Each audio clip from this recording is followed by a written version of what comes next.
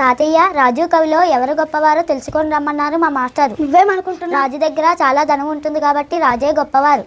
నీకు ఒక కథ చెప్తాను, అది విన్నాక ఎవరు గొప్పవారో నువ్వే చెప్పు. సరే తాతయ్య. సౌద రాజమందు జన్మించినొక బిడ్డ, పూరె గుడిసెలో పుట్టనొకడు, ప్రబలిరందురిందు రాజయ్యనొకడు, నొకడు రాను రాను సుఖవి అయ్యే. ఒక పెద్ద రాజభవనంలో ఒక అబ్బాయి పుట్టాడు. అదే రాజ్యంలో పూరెగుడిసెలో ఒక అబ్బాయి పుట్టాడు. రాజభవనంలో పుట్టిన అతడు పెరిగి రాజయ్య, పూరెగుడిసెలో పుట్టిన అతడు బాగా చదువుకొని కవయ్యాడు. అతని రాజదండమతిగా రాధనమయం, బితని కలము కావ్య సతతిమంబు, అతని ఇల్లు మేటి రతనాలారుచిమయం, బితని ఇల్లు గండ విచతిమయము. రాజుగారు అధికారం చెలాయించేవారు. ఆయన దగ్గర చాలా ధనం ఉండేది. కవిగారు తన కలంతో ఎన్నో గొప్ప కథలు, కావ్యాలు రచించారు. రాజుగారి ఇల్లేమో రత్నాలతో నిండి అందంగా ఉండేది. కవిగారి ఇల్లేమో కష్టాలతో నిండి ఉండేది. కవినెరుగు రాజు రాజును కవి ఎరును, కవిని రాజు గణియం పండ, కవిరాజు గణనశయ్యుడు, కవి ఉన్న రాజు దిద్దరాత్మ గౌరవకాములు. కవిగారు బాగా కావ్యాలు రాస్తారని రాజుకు తెలుసు. రాజుగారికి అధికారం ఉన్నదని కవికి తెలుసు. ఇద్దరూ ఆత్మగౌరవం కలవారే, ఒకరినొకరు లెక్క చేయరు. భయము తోడు రాజు బ్రతుస్తించు, ప్రజలు భక్తి తోడు కవిని ప్రస్తుతింతురు.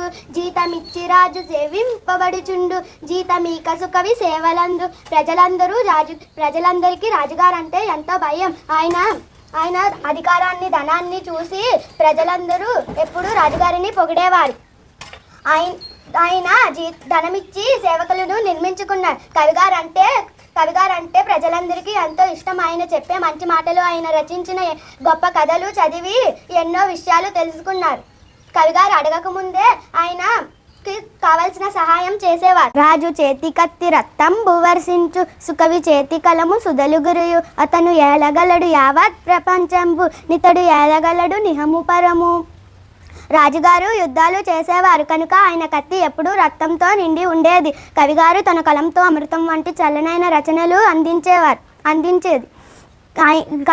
రాజుగారు ఈ ప్రపంచం మొత్తాన్ని పరిపాలించారు. కవిగారు రచనలు చదివిన వారికి ఆనందం, మరణించాక పుణ్యఫలం లభించేది.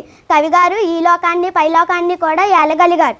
రాజు మరణించి ఒక తార రాలిపోయే, కవిను మరణించి ఒక తార గగనమెక్కే. రాజు జీవించే రాతి విగ్రహాలందు, సుకవి జీవించే ప్రజల నాలికలందు. కొన్నాళ్లకు రాజుగారు మరణించారు. అయ్యో అయ్యో చుక్క రాలింది అన్నారు అందరూ. కవిగారు కూడా మరణించారు. కవిగారు మరణించిన ఆకాశంలో హృదయకాంతిలా ప్రకాశిస్తున్నారు. రాజుగారి గుర్తుగా రాజ్యమంతా రాజు విగ్రహాలు చెక్కించి నిలిపారు.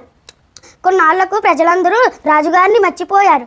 కవి రాసిన రచనలు, పద్యాలు పాడుకుంటూ కవిని అప్పటికీ మర్చిపోలేదు. ఇప్పుడు నీకేమర్థమైంది? తాతయ్య, కవే గొప్పవారు.